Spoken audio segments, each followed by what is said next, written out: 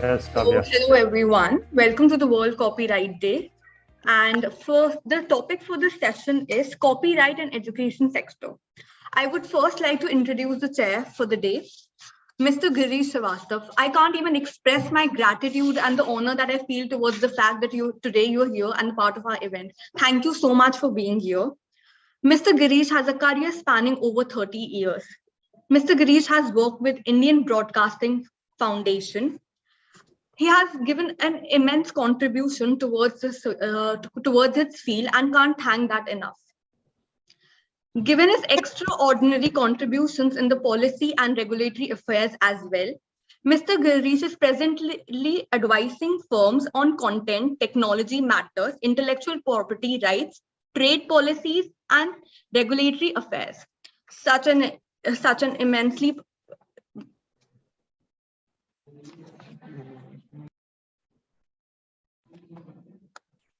Sorry, the mic glitch. I will just read the last line again. And it's such an immense pleasure for us to have you. All the achievements and everything that you have done so far is such an honor for us. Moving on, I would like to now I would now like to introduce the speakers. I would start with Mr. Jagdish Swaroop, former Deputy Registrar of Copyrights, Government of India. Such an honor, sir, to have you here.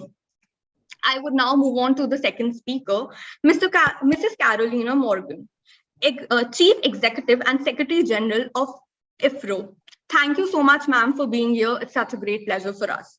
Moving on to speaker number 3, Mr. Vikrant Mathur, Executive Director, India and GC countries, Nielsen's book data. I would now like to move on to speaker number 4, Mr. Pranav Gupta, Secretary General, IRO, and Joint Secretary, SIP. Thank you for all for being a part of our event. And now I would like to move on, and I would like to request our chair, Mr. Girish, to please start with an event. Thanks, Kavya. Thank you. So good afternoon to all of you, and thanks all of you for joining from different places, working with your very busy schedule. So I would like to begin with a brief introduction of the subject. All of us know that we have gone through a very tough phase worldwide, the pandemic era. And what has happened, I want to share a data with you. The data is around billion plus students were affected when pandemic started. Nobody knew what to do, where to go, what will happen to our education. Students were in complete panic. And various sources say that at least around 1.5 billion students were struggling to know about their future. And thanks to our technology experts worldwide, globally, all the universities, education system, they joined their hands together. Online education was introduced, and after a struggle of 5-6 months, so system was streamlined. Students got a ray of hope, and you must have seen that world is getting completely integrated. The whole global integration is happening. Education is one thread of it, which is connecting entire world, particularly the online education. So so dear viewers, along with my good panelists, we have a lot of viewers watching this program. This is an online live session. And for the sake of viewers, I want to tell them that what I am going to do in the next 1 hour. They must have seen, they are introduced now with my distinguished panel. What I'm going to do in next 1 hour is the transition that has happened from offline to online, the format of education delivery that has happened globally. What are all the challenges legally we have? That's something which we are going to cover. And second is from copyright point of view, the fair use, exception issues. These are all very chronic issues that we have. And the third thing is we are going to explore among ourselves, dear panelists, that what are all the key messages you would like to give. We would like to give to various education institutions around the world, that given the threats that you have today, as a result of infringement, as a result of fair use, exception, all these kind of issues that you have, You have to survive, you have to function in this scenario. What are all the messages that you are going to give? And I was particularly very happy when I heard about the Caroline Morgan joining. I'm definitely going to discuss with you on international cooperation issues when I was heading media for the entire country. And we discussed a lot about this in WIPO and Geneva all over. And some of it I'm definitely going to talk to you. So my viewers will learn on international cooperations in copyright. And finally, since such a distinguished panel, we have young prodigy in publishing industry, Pranav Gupta joining, giving his lot of time today. So we are going to give, all of us will collectively give some top recommendations. I'll tell you where the outcome I'm seeing. This session would be very, very useful. Vikrant, this session would be very, very useful for policymakers. Jagdish ji is here. He had been with Government of India. And government is very, very attentive to such sessions. And the outcome, the recommendations that you make, some of it you don't know becomes a law tomorrow. And we provide a clue to entire system. So with this, friends, since we have 1 hour, I'll be very straight to various panelists. I have already selected a couple of questions based on my understanding. And what you do is, the only favor that you can do is be very straight to the point and take around 3 to 5 minutes comfortably in answering your questions. If you can answer in a little quicker way, that's fine. And if you want to intervene in any panel's answers, please raise your fingers. I will certainly give my best to coordinate with you and make sure that you get a chance to speak or intervene or add further. Now, and last rule that I generally set whenever I go for any panel, please switch off your mobile or put it on silent mode. That would be a great favor that we'll be doing to all the viewers, because when they start listening to you, they don't want any divergence. We can manage ourselves, but problem with them. Now, friends, I'm very happy being with you. Let me begin with my very first question. Very first question is, as I told you, we have young prodigy from Indian publishing sector. I have seen his work in India as well as abroad. He's very active all over. So my first question is with Pranav Gupta. Pranav Gupta, I'm going to ask you the first question and we'll begin the discussion. My first question is regarding the pandemic, which has affected entire world. Billions of students have at least, got some sense that how we are going to proceed further. Lot of institutions, unfortunately, just because we have moved from offline to online, right? So the formats have changed. They are making, misusing some of the provisions of copyright, which is not a good news, particularly on fair use and exceptions. I'm going to focus on this. So my question to you is, Pranav, since the education sector has almost moved to the digital format, this is a reality today. Do you think fair use provisions, especially those pertaining to reproduction of literary works? I'll tell you the section 52(1)(I). This is a section. You think this requires an urgent review? And since you are a practitioner, we would love to hear your views on this. Pranav. Sir, thank you, sir. Thank you for the question. So, sir, section 52(1)(I), which specifically, talks about the fair use under the copyrighted materials for the literary work. So, I'll give you a little background on this. So, the issue took a grave turn after the judgment in the University of Oxford versus Rameshwari Photocopy Services, which was delivered in the Delhi High Court. The judgment has given the shape to the educational use to it gave a defense which is available under section 52(1)(I), amongst the other issues, where the primary question before the court was the legality of the act of reproduction and distribution of photocopies of the concerned publishers, yes, which were working as a course packs to the students of the Delhi University. Opining that reprography of course packs would fall within the ambit of reproduction by a teacher individually or as a part of an educational institution in the course of instruction. Yes. The court held that the act was protected under the section 52(1)(I). The court further held, since the principle of fair dealing does not explicitly qualify subclause only on a general principle of fairness, then it was read vis-a-vis for purpose of use, overlooking the qualitative and the quantitative extent of the usage. Right. And as such, in the absence of any infringement, the mandate of getting IRRO license was outrightly rejected. On the other hand, Section 52(1)(a) is qualified by generic fair dealing. It is monitored on the broadly and wondered touchstones of purpose and character of the use, nature of work, quantum, and substantiality of use, and its consequential impact on the potential market. The dealings under this provision are particularly broad, thus disrupting the balance between the users and the owners by unreasonably tilting in favor of the former. So today the question is why one should be exempted from paying one of the private use of a protected work, especially at the publisher cost.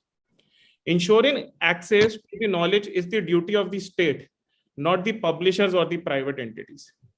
Furthermore, the scope of the prescribed exceptions is unnecessarily broad, disturbing, and the balance between the competing rights, and instead for dealing to fit in this category, the user should have been confined to non-commercial purposes and works previously available in the public domain along with the mandatory requirements. Sir, here I would also like to speak a little on the background from the Berne Convention. Yes. So the publishing industry over a period of time has strongly contributed to the building of nation for decades. The industry serves as a facilitator of dissemination and exchange of knowledge, information, and ideas. Yes. The industry appreciates that the right of an author or a right owner should be able to commercialize their copyright and has to be counterbalanced with the requirement of the society to get access to knowledge and information on reasonable terms. Yeah. The world has gone under a substantial change since 1957, when originally the Indian Copyright Act was enacted. And owing to the progress in the technology, the said provision needs to be reconsidered and to keep up with the challenges in today's increasing digital world. Sir, it has been observed that with the rapid development of technology and digital media, the pirates of copyright content have taken new creative and sophisticated ways of committing infringement that requires suitable amendments to facilitate and safeguard and enhance deterrence under the law. Publishers and authors have, especially since the advent of COVID-19 pandemic, lost crores of rupees owing to the widespread and unchecked circulation of unlicensed, infringed digital copies of publication on social messaging apps and social media platforms. The objective of copyright law anywhere in the world, specifically in the Berne Convention, which is the most comprehensive and largely subscribes to the treaty on copyright, and one of the oldest to which almost major jurisdiction of the world is a part. What it says is, sir, that the exception and the fair use should be there fundamentally. And as far as my position as the representative of the Indian publishing industry is concerned, we are not opposed to the exceptions. We are looking at what Berne Convention says. The convention says if there is an exception, it should not come in the way of removing from the scope of rights of the right holder. Right. The particular right seen in the ordinary course of the business is the right to enforce, to commercialize, and get benefit from. So in normal course of business and trade, if the owner of some literary work has got a particular right in the vast bundle of rights, he is entitled to commercialize, enforce, to receive, and get benefited out of it. So, and we have been taking up this issue at the topmost level of the government. And I would pleased to report that even the highest level of governance, the Parliamentary Standing Committee on Commerce in India, has accepted after the much scrutiny and engagement with the relevant stakeholders, and they have recommended. And I would read out a small quote from the Parliamentary Committee here, that the committee notes, and I quote here, the committee notes with distress that the conflict arising between copyright holders and educational institutes due to exceptions contained in Section 52(1)(i), which intends to ensure access to literary works for educational purpose, does not bode well for the overall literary culture and image of the country. Protecting copyrights of publishers and authors encourages enrichment of quality books and works, which should be counterbalanced with public accessibility of such works at an affordable rate. Very The good. committee recommends that the department facilitate a fair and equitable ecosystem of literary culture in the country by bringing necessary changes in section 51(1) of the Act, such as permitting reprographic works in government-owned educational institutions and storing them in libraries for their easy access to the students. Okay, very good. Very good. Well said, Pranav. I will move on to Jagdish, Mr. Jagdish Swaroop. First, two requests from you. One, what Pranav said is really a cause of concern. We would like to have your reaction on that. That is number one. And two, the related thing which I was going to ask you is in the context of copyright infringement, right? Do you think there is a need to also review section 52(1)(b) and C, which deals with intermediary liability? Intermediary liability. This is a big problem, particularly in the era of e-commerce, the online. People are downloading. A lot of problems are there, and at the end of the day, Amazons of the world will say, "I am not liable." So first is your reaction. Anything you want to add? What Pranav said, and second, you can speak on intermediary liability. Jagdish. Yeah. Thank you, Girish. Yeah. As you said, I 100% agree with Mr. Pranav, what he has said. It is my also considered opinion that, in fact, before I come to answer to this question in detail, I would like to quote here section 107 of US Copyright Act. Mhm. That is quite relevant in this aspect.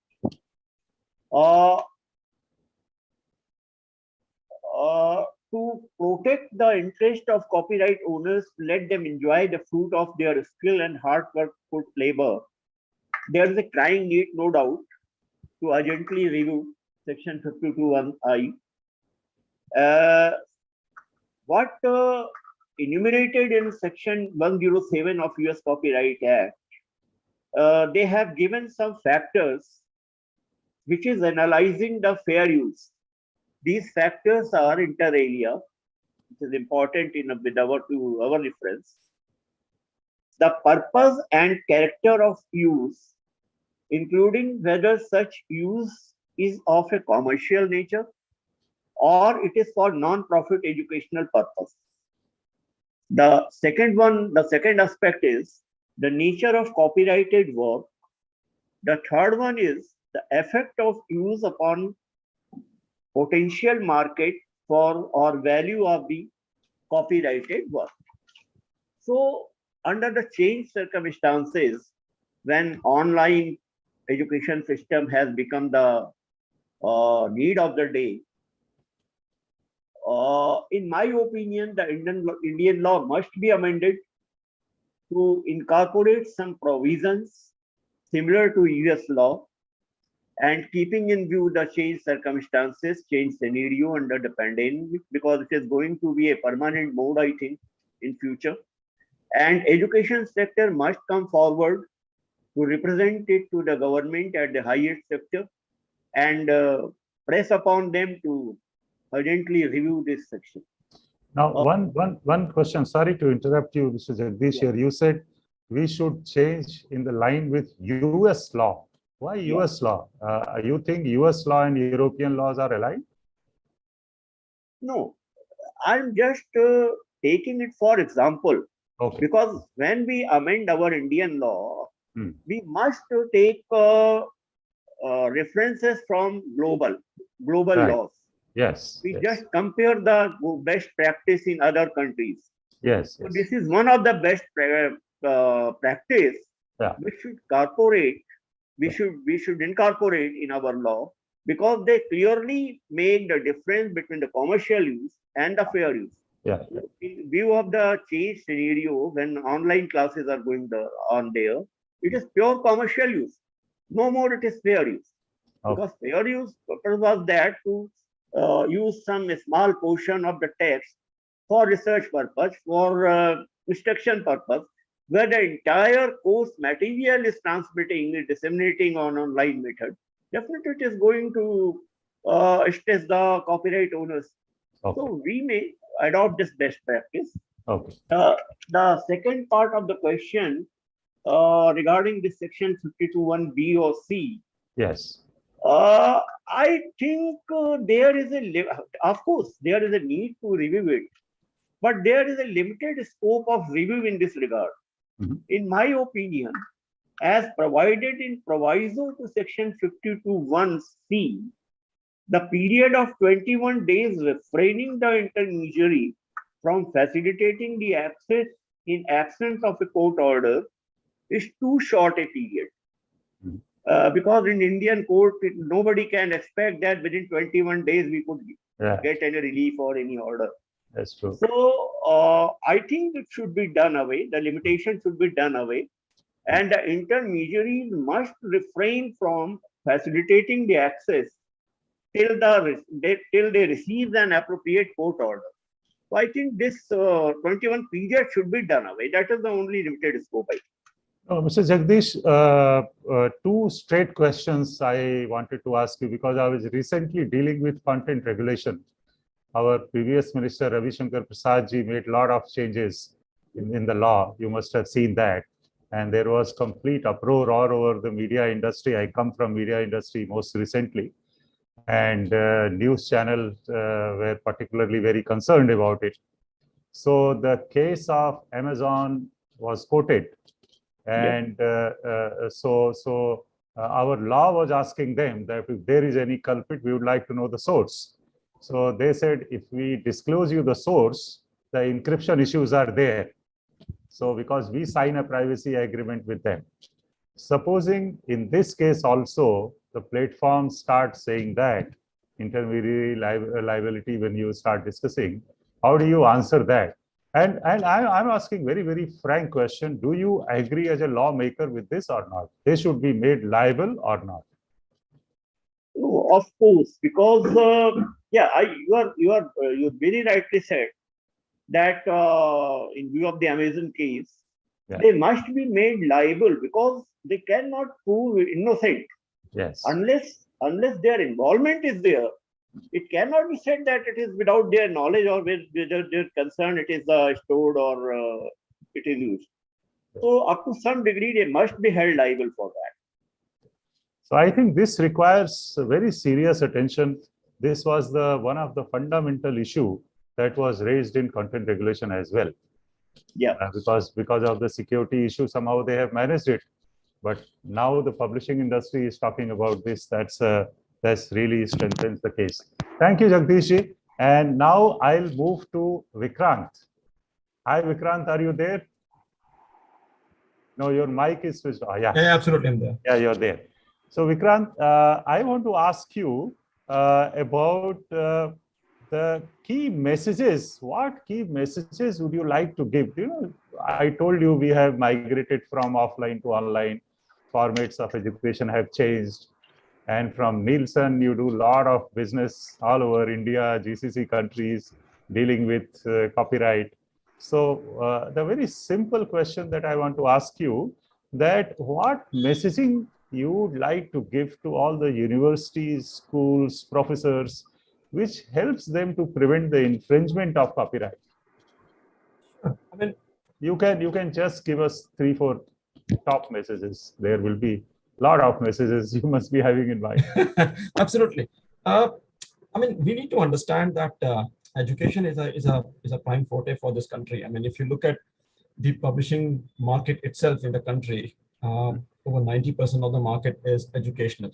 I mean, there are very selective market which is there on the leisure reading, which is not the case in the European or the Western world, where the people read more for the leisure. So it means that a lot of responsibilities to sustain the business in the publishing stays on the educational side.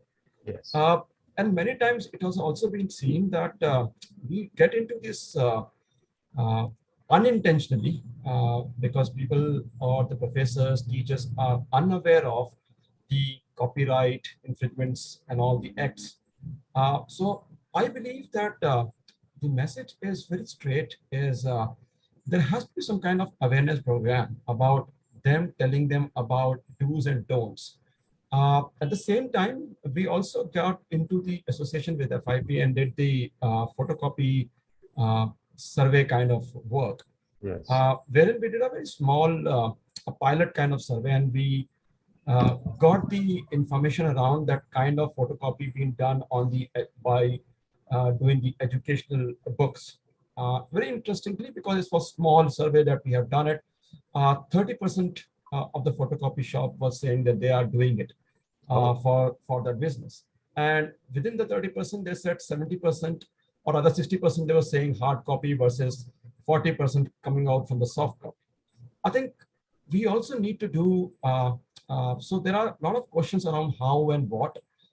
So probably we need to go to these photocopy shop and at least make a directory of these photocopy shop machines, because the message or the directions has to be twofold. One is the end users, which are the students and teachers or the professors, creating an awareness program for them so that they are aware of about these kind of acts and the kind of work they are doing, which is allowed or not allowed. At the same time, which Pranav was mentioning about the Delhi University case, the photocopy shop who are the source of this doings, they also need to be educated and informed about these kind of work. And they also need to be told about the role which IRO plays into. I'm sure if you go to the survey length of this country, I would not have the number, but I think majority of the people will say they doesn't know about the IRO or the copyright kind of stuff. So probably we need to understand, and also the message to the government of India should be the kind of losses this industry is making because of these copyright issues. I think if we do these two sections, I think we would be much more comfortable in the zone of creating a policy making. Otherwise, if we don't have the right numbers around that, it will be like a qualitative comment throwing here and there. So probably Nielsen can play a vital role in doing all of these stuff.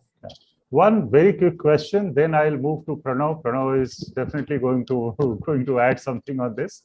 But before Pranav pitches in, I just want to ask you a very simple question, and I'm sure your think tanks have thought about it, Vikrant. See, if you look at the education sector, today the education sector is different from earlier ones.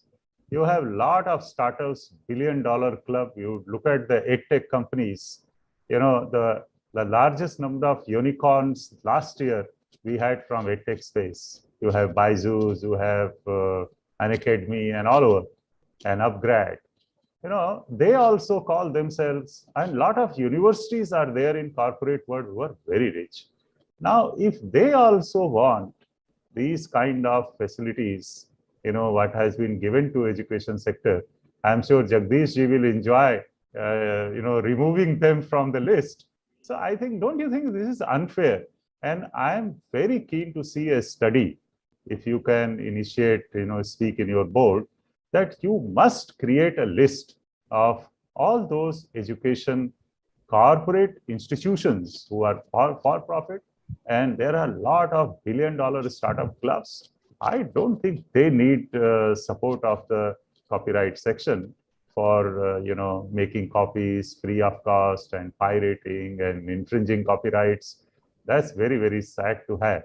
Unless if we have the list, if supposing Nielsen creates a research and you create a list and you say that this is the turnover of the education sector and this was the intent of this section, and these are the large number of education groups who fall into this, and I think government has to make a distinction based on this data.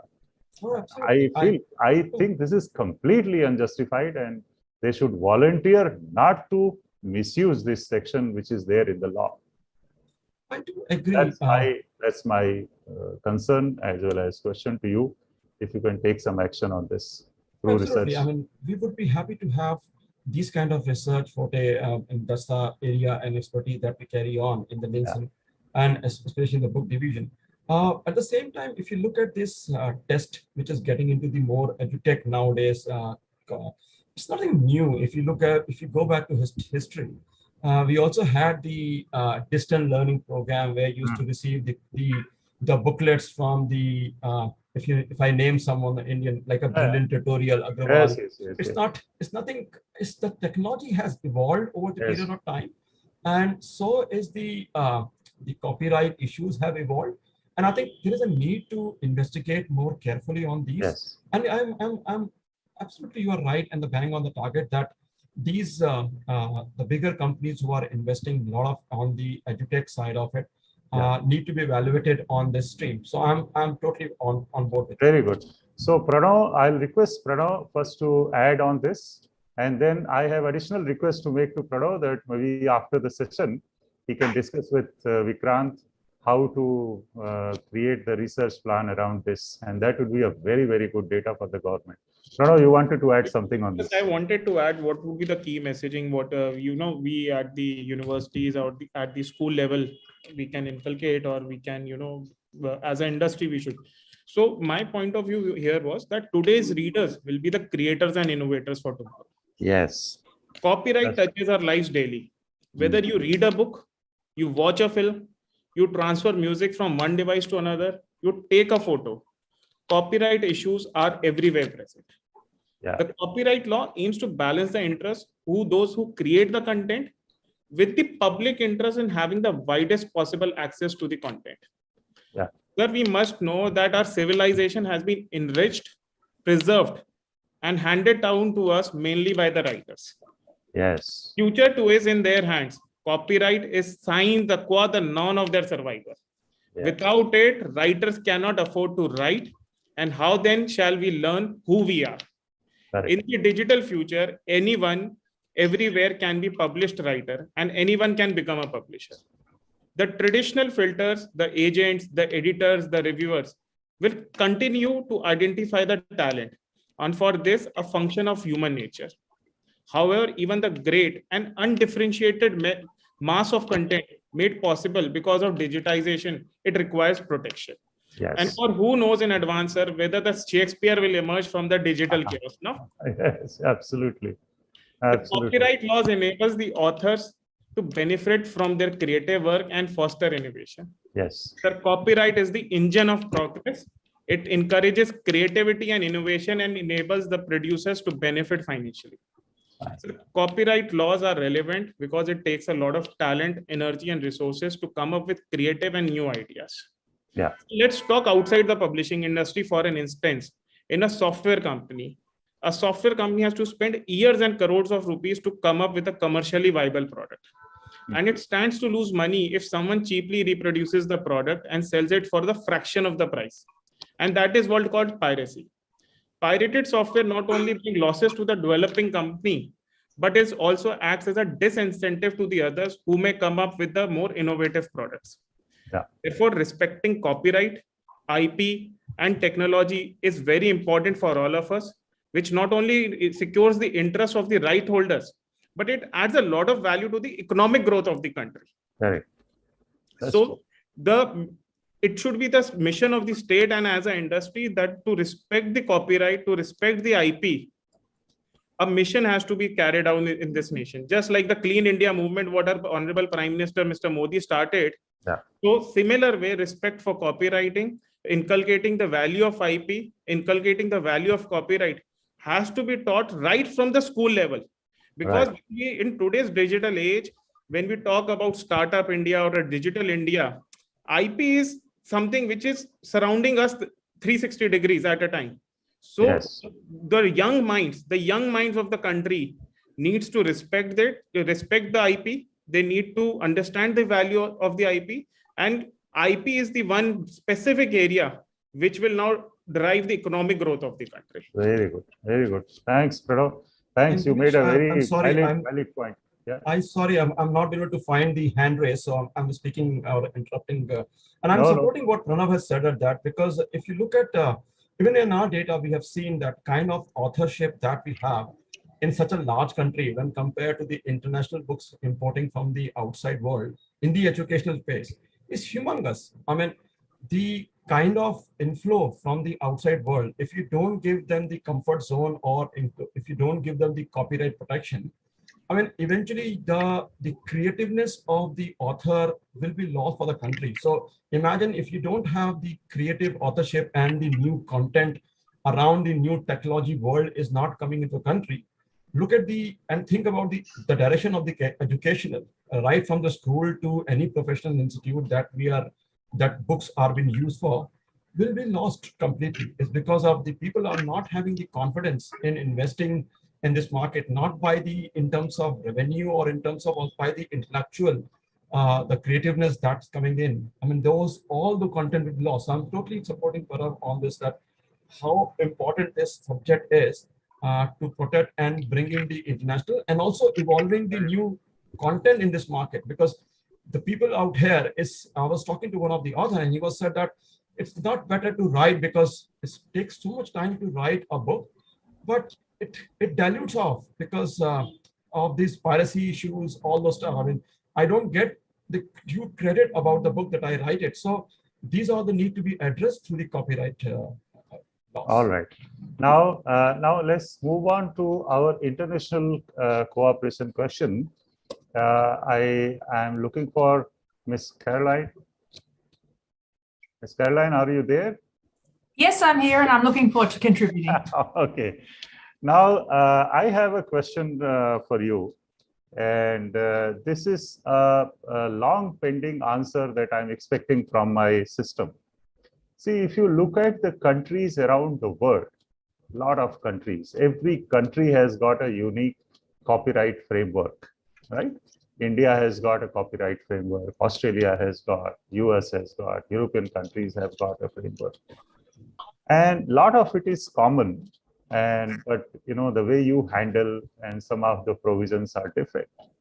So everybody has got some framework. Now, as I rightly said in the beginning of my session, that education is one subject which is borderless. It doesn't recognize any boundary. And worldwide, education is getting integrated, particularly online education. Somebody is learning from Harvard, Australia, or all over the world. This is getting integrated. So how do you compare India copyright framework, the country where we live, India copyright framework, with the rest of the world? That is the question number one that I have. And second question that I have, once I know the India positioning, second question I have is, how do you promote international cooperation among countries fighting on copyright issues? How do we promote that? What is the best instrument, best method to do that?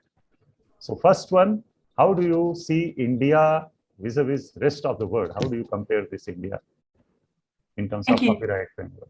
Yes. Thank you very much, and I'm glad to contribute. And I'm afraid that in the earlier discussion about the provisions of the Indian Copyright Act, I don't have that expertise. What I would say is something that Pranav said, which is all the copyright laws are based on the Berne Convention. So despite national differences, most countries that are compliant with the Berne Convention have similar scope of exceptions and other things around the world. And some of the words we heard, like nature and purpose of the use and the impact on the market, those words are used in countries around the world to limit the scope of use under exceptions to preserve the rights of copyright owners. Where I think that there is a challenge in India, and I was interested to hear that there's some talk of a review, is that a lot of countries around the world have understood the importance of copyright to education and have implemented measures in their copyright law to support licensing mechanisms to enable access to work. So an example of that is something that's called license override. So in the UK, in Jamaica, in Zambia, so in very diverse countries around the world, there's an exception that enables use by education. However, in the event that there's a license that's put together by copyright owners that offers the same level of access, then the educational institutions are required to take that license. So it's a balancing mechanism that a lot of countries have implemented into their law. I could go on. There's another one. You were talking about copy shops.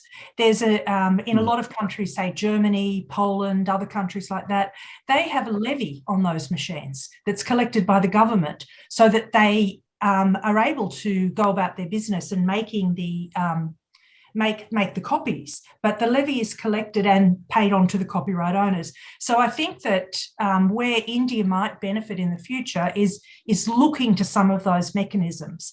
And in my final comment in relation to that is those mechanisms have proven incredibly valuable to educational institutions during the pandemic because of these issues about online learning, because it takes many years to change legislation or other things, whereas licenses are much more dynamic. So, you know, a partnership between publishers and collective management organisations and education can deliver solutions in a matter of days. And that was incredibly important during the pandemic. And there's a lot of information I could share with you about some of those that were done. They're available on our website, but it's very inspiring. And I think it's something that India could learn from. So thank you very much for the question. Now, yes. Because I will not be able Caroline, I have two very quick questions what you spoke. Caroline, Sure. I have two very quick questions on what you spoke. One, the IFRRO, the Reproduction Rights Organization International Federation that you are CEO there. I was thinking, wondering if you have done any study on various countries around the world, the copyright framework that they have. Have you done any study or comparative analysis? Any book is available, any publication? Thank you. There are some publications, and they're available on our website. They tend to be specific in relation to different uses, not an overview of the copyright law as a whole, so educational uses. And that's why I was able to speak on those issues earlier. There's also the World Intellectual Property Organization is Yes. working on some additional publications as well on this area of text and image collective licensing, because it's a relatively new area of activity internationally. And so they're about, later this year, they'll release a booklet with a lot of comparative information about how these systems work and the types of licenses they offer. So that information is available, and more will be available in the future. Since I have today two great personalities from the world, one is Caroline and second is Pranav Gupta, IRRO, and you are IFRRO. Two organizations are present here as a panel. So I'm very fond of peer exchange program. Why I was asking you this, that if you have comparative analysis of various countries in terms of their copyright framework, some of the countries will have very good copyright framework, excellent copyright framework. Everything is protected, infringers are punished properly, and people have awareness. Some of the countries have got very poor standard. So between the two organizations, I clearly see in fact, all the Indian publisher organizations, individual personalities can join. Maybe if you can design a collaborative program to carry out peer exchange program between the countries who know very well about the copyright framework and the countries, there are a lot of countries who don't know. So they definitely require your expertise.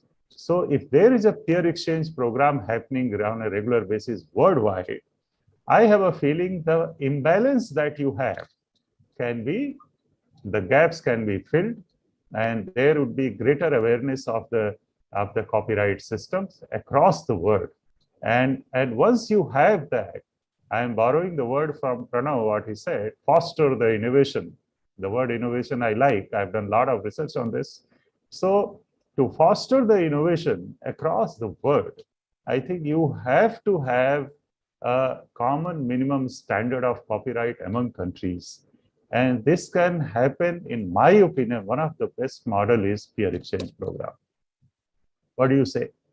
I think that's a very interesting proposal, and I'm very happy to talk to Pranav a bit more about that and how we can implement something. And as you can see, the importance of IFRO, the word international is in our name, and we have members from more than 100 countries around the world. So we're already engaged through the interactions of our members with exactly that type of peer exchange that you're talking about. Yes. Thanks. Thanks, Caroline. And I'm keeping 5 minutes for your presentation. And No, you're in charge. Do as you wish. No. I was thinking I have few more questions to ask. Pranav, can we have say 5-10 minutes more instead of 3 to 4 or something? We have 5 minutes. 5 minutes. 5 Yeah. minutes. We have only 5 minutes. Yeah. So what I'll suggest, Caroline, if you can circulate your presentation, all of us will go through that and revert back to you. That would be in the interest of everyone. Yep, that's fine. Yeah. If you can circulate that, because I have got 2-3. We want to gain your presence because a lot of viewers are there. They are watching you, and I have some interesting question to ask.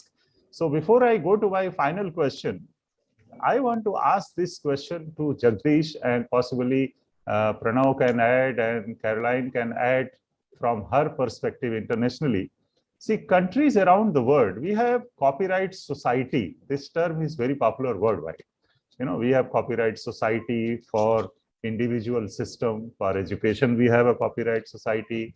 For other sectors, we have a copyright society for media, music, film, all over. So do you think one copyright society for one system is good enough? And what about, sometimes, you have a problem from competition law. Every country has got a competition law. Do you think one copyright society is good for one system? Jagdish? Yeah, thank you, Girish. Or can we have multiple ones? Yeah. In fact, I feel there is a crying need at this time, at this juncture, to register more than one copyright society for each category of the work, especially keeping in view the vastness of our country, Indian subcontinent, in respect of its pluralistic, regional, lingual, cultural concepts. Yeah. One single society cannot fit to the need of Absolutely. varied category of owners, stakeholders. And I think the administrative ministry, that is Commerce and Industry Department of Industry, DPIIT, they are actively considering now the aspect, and perhaps the decision might have been taken, or shortly, though I'm just share it, a decision may be taken in short that they may issue an order to create more than one society in a single category, and to register this, to make this provision.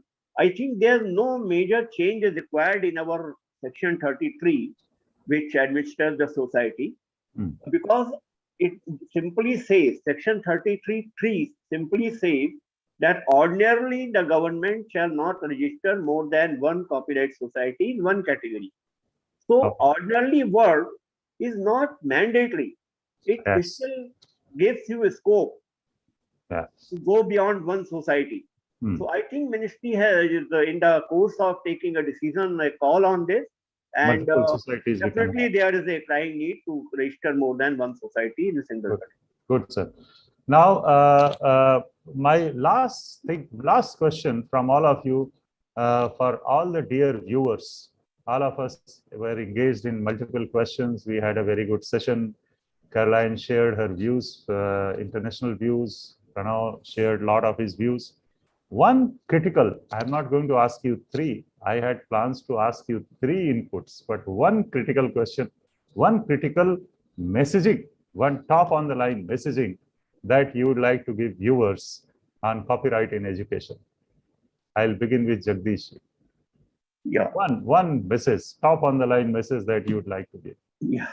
I think the education sector must come forward and a request to Commerce and Industry Ministry to help in this regard, to make the copyright awareness more wide, and they may take help of CPAM, that is Cell for Promotion and Management of Copyright, created by DPIIT, to make the awareness program more wide and more far-reaching in the country. to make aware in each corner of the country. And they also closely cooperate should the enforcement cells created by different police agencies under different states to strictly bring the culprits in the book. Excellent. And how about you, Pranav? So, sir, my suggestion is while the bureaucracy, judiciary, the legislature, the parliament will do on its own their job, being a young leader in the Indian publishing industry, I would only call upon the young minds of the India, the consumers of the India, to consume the content. To consume the content here, I mean, is by virtue of books, music, video, or any other stuff which is owned by some agency or an individual, which is a copyrighted stuff, to buy it, to source it, to license it from the legitimate source. This will add a lot of value to the content creating companies, to the individual, to the artists. This will also help us to have the best economic growth for our country. And it will also really help us to portray a good image, a best image about the India, adopting the best practices on the IP laws globally. Super. Yeah. Global perspective on India's IP laws is not very great. We need to change that perception. We want all the best of the knowledge, all the best of the media, whether in form of books, music, video, come to India, should be available to the consumers at the best possible price. And that would be only possible if the young consumer, if all the consumer based out of India start consuming it from the most legitimate source. Excellent. Caroline, one final statement from you. Well, I would back up everything that Pranav just said, but I'd also appeal to the owners and managers of the universities and colleges in India, because I think that you should take responsibility for the use of copyright content by your students, by your lecturers, and you should put in place simple licensing mechanisms that mean they're not breaching the law every day. That's my appeal to you as the universities in India. Great. How about Vikrant? Vikrant, are you there or you have not? I'm there, absolutely. Yes, So final statement from you. Yeah, I think I can't speak as Pranav has spoken or Mr. Jagdish and Caroline has spoken because they are part of the system of copyright. But as a research agency and working closely with the publishing industry, I think I feel the responsibility more about giving the more enriched information to the industry so that it can be disseminated in a best way to the end consumer. As I said in my talk, that mostly they are unaware, and I think my message to them that they should also read about the copyright, as I have also learned about the copyright in this session. I think it's important for them to make them aware about, and otherwise there'll be no content for them to use. As Pranav said, that so they have more content, but they should use it more in a legitimate way. Otherwise, it will be a loss to the industry who are more curative and creative, doing a work for the end consumer in a medium of whether the movies or the radio or any other medium. So I feel responsible to create more reports for the industry and disseminate that information, whether it's a policymaker or to the industry. Excellent. So thank you very much, panel. You score, all of you scored 10 out of 10, full marks to all of you. 4 o'clock now. The session was supposed to get over. It has got over. Now I very quickly, thank viewers for giving their full attention, 1 hour. And viewers, I'm sure you will have a lot of questions from my panel. And so if you have questions, you can generally post it on www.pragatie.com. Pragatie spelling is P-R-A-G-A-T-I-E, pragatie.com. Hope you enjoyed. Good 1 hour session on copyright. And we discussed a lot of things and a lot of matters on international cooperation. And both Caroline and Pranav are going to work on international cooperation in copyright area and conduct peer exchange programs. And Pranav takes the full lead. Pranav, you have to work with all the federations in the country and for a coordinated and concerted action. In isolation, people should not work. And you ask Jagdish ji, he will tell you how government is responsive. They would like to hear the concerted view. and on critical matters. And more global interaction is required between both the IRRO and IFRRO. If 3-4 key global discussion forums can be organized, and you have knowledge partners like Nielsen supporting you, I think you can make a greater future for the rest of the world, for entire world, for entire global system. Thank you, panel. Thank you very much for being with us. Thank you very much. Thank you. Thank you.